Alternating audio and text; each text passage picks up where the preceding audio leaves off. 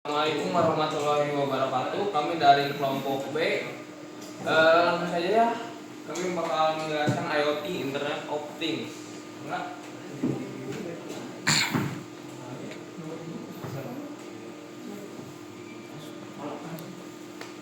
Jadi apa itu IoT dan bagaimana cara kerjanya?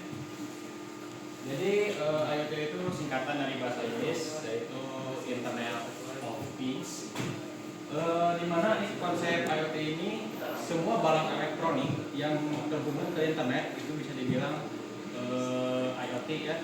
Contohnya ada barang elektronik seperti TV, AC, dan mesin-mesin itu termasuk IoT jika terhubung ke internet. Lanjut. Terus cara kerja IoT ini adalah salah satu dari cara kerja IoT. Sebenarnya banyak. Kita ambil salah satunya saja. Sensor itu mengumpulkan data sensor api, sensor gerak, sensor suara, sensor asap itu mengumpulkan data. Dan konektivitas ini simpelnya seperti data yang ingin dikirim ke server itu harus memiliki internet. Jika tidak memiliki internet, maka tidak akan terkirim ke server. Terus untuk proses data ini dia menganalisis dan diproses di cloud ya, di internet, dan outputnya itu adalah informasi atau tindakan yang berguna. Dan terakhir itu tindak lanjut otomatis itu seperti AC. Ketika ruangan AC itu ruangan meningkat, maka AC akan otomatis dengan sensor suhu akan menyalakan AC secara otomatis. Next. Oke, Yang kedua, bagaimana perangkat IoT saling terhubung. Yang pertama ada sensor. Perangkat IoT biasanya dilengkapi dengan sensor atau aktuator untuk mengumpulkan data dari lingkungan sekitar. Misalnya sensor suhu, suhu kelembapan, gerakan atau kamera, dan yang lainnya. Sensor ini akan memonitor kondisi tertentu seperti suhu dalam ruangan atau gerakan di sebuah arca dan menghasilkan data yang relevan. Yang kedua adalah konektivitas. Konektivitas data dikumpulkan. Setelah data dikumpulkan, perangkat IoT akan mengirimkan informasi tersebut ke jaringan ataupun untuk diproses. Yang ketiga adalah proses dan analisis data.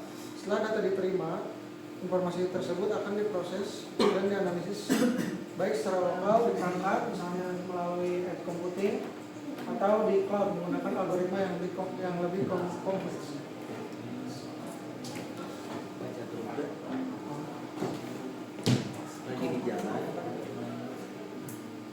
Selanjutnya ke yang keempat, tindak lanjut atau perintah. Berdasarkan hasil analisis, perangkat dapat mengirim sinyal atau instruksi untuk melakukan tindakan lebih lanjut.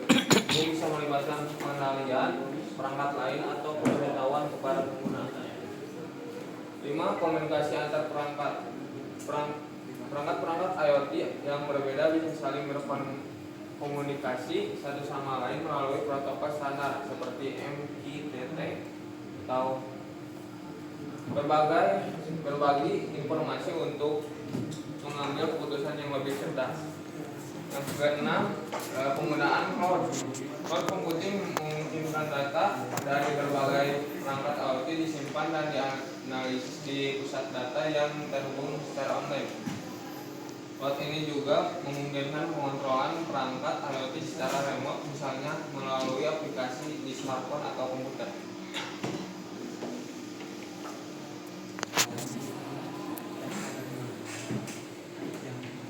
Yang ketiga, komponen utama IoT. Komponen utama IoT terdiri dari perangkat dan sensor yang fungsinya mengumpulkan data, lalu platform pengolahan data, memproses dan menganalisis data, lalu konektivitas yang berfungsi menghubungkan perangkat ke jaringan, AI dan analitik menganalisis data untuk mengambil keputusan. Lalu ada juga aktuator yang melakukan tindakan berdasarkan analisis data dan juga keamanan melindungi perangkat dan data.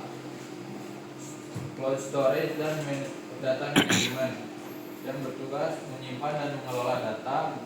Lalu yang terakhir, antar muka pengguna memungkinkan interaksi manusia dengan sistem. Oke, masuk ke poin keempat, yaitu adalah contoh aplikasi IoT dalam kehidupan sehari-hari. Oke, mungkin salah satunya itu adalah yang kita kenal mungkin yang sekarang itu sistem e-tilang, yaitu menangkap nomor plat nomor dan kendaraan untuk dicocokkan ke database. Simpelnya itu jadi dia menangkap pelanggaran secara tahap dan langsung masuk mengirimkan surat tiangnya ke alamat yang diterima. Oke, lanjut. Yang kedua ada health monitoring, di mana ini lebih ke tepatnya untuk membantu kesehatan yang biasanya ditemukan pada smartwatch yang untuk mengecek tekanan jantung, tekanan darah, ataupun tekanan oksigen dalam darah. Oke, yang mungkin yang terakhir dari contoh ini adalah smart farming, yaitu adalah untuk membantu petani mengambil keputusan yang lebih baik untuk meningkatkan suatu hasil panen yang efisien, yang misalnya dalam sensor tanah yang mengukur kelembapan tanah sehingga memungkinkan untuk petani dapat mengatur irigasi pemupukan yang lebih tepat.